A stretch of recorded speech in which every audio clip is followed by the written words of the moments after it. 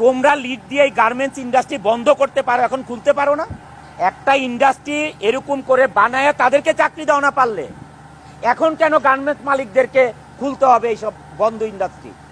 লক্ষ লক্ষ লোক শ্রমিক বেকার হয়ে গেছে। বেতন একদিন বা 2 দিন দেরি হতে পারে, ফ্লোরে নোটিশ লাগানো আছে।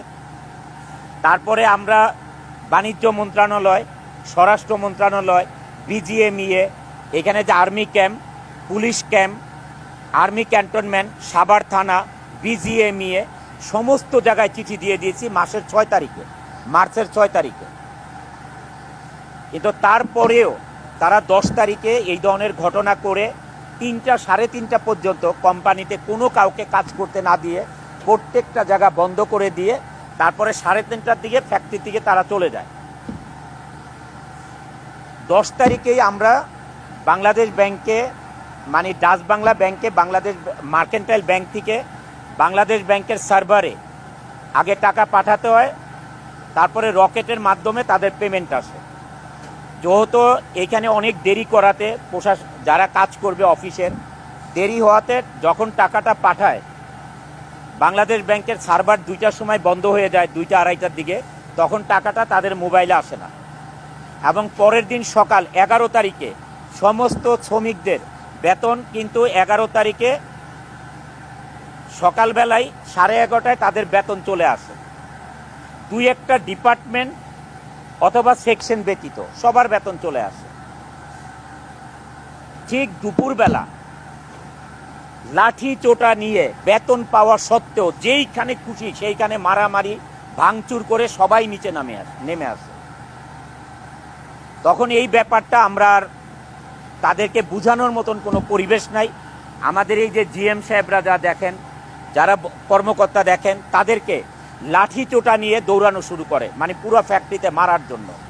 মানে এটার কোনো কারণ খুঁজে পেলাম না। 1 নাম্বার হচ্ছে 10 তারিখে তাদের কারণে বেতন দেরি হয়ে গেল। 11 তারিখ সকাল 11:30টার সময় তাদেরকে বেতন দেওয়া হয়েছে, সকাল 11:30টার সময় তাদের বেতন চলে আসছে।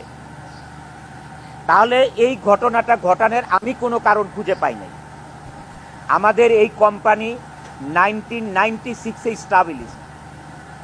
এই 1996 থেকে 2024-এর অগস্টের আগ পর্যন্ত, অগস্টের 12 তারিখের আগ পর্যন্ত আমাদের কোম্পানিতে আজ পর্যন্ত কোনোদিন আমরা আনরেস্ট কি চোখে দেখি নাই। এই কোম্পানিতে অনেক লোক আছে যে 28 বছর চাকরি করে এই প্রজেক্টে, 25 বছর, 26 বছর, 20 বছর, তো ম্যাক্সিমাম লোকের চাকরির বয়স এখানে। মানে এইটার আমি কোনো কারণ খুঁজে পাই নাই।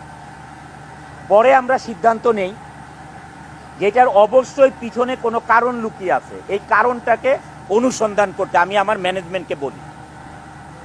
আমার ম্যানেজমেন্ট থেকে আমাকে সন্ধ্যার সময় বলা হয় যে স্যার এটার কারণ আমরা খুঁজে পেয়েছি। এখানে যে শ্রমিক ফেডারেশন আছে,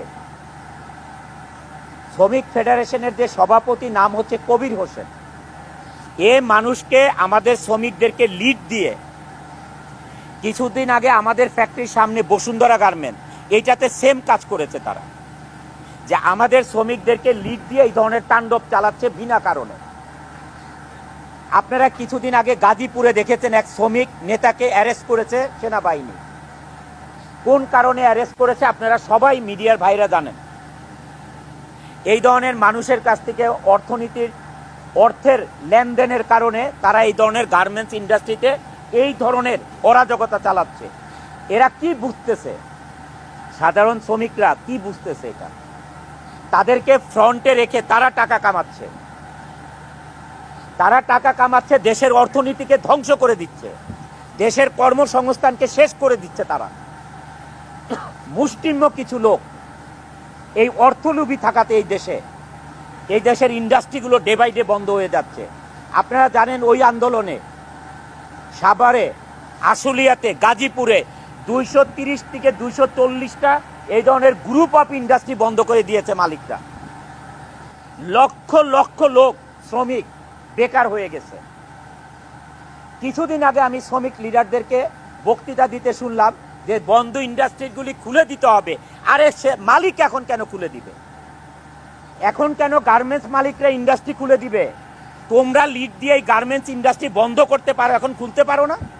একটা ইন্ডাস্ট্রি বানাতে পারো না, বানায় তাদেরকে চাকরি দাও।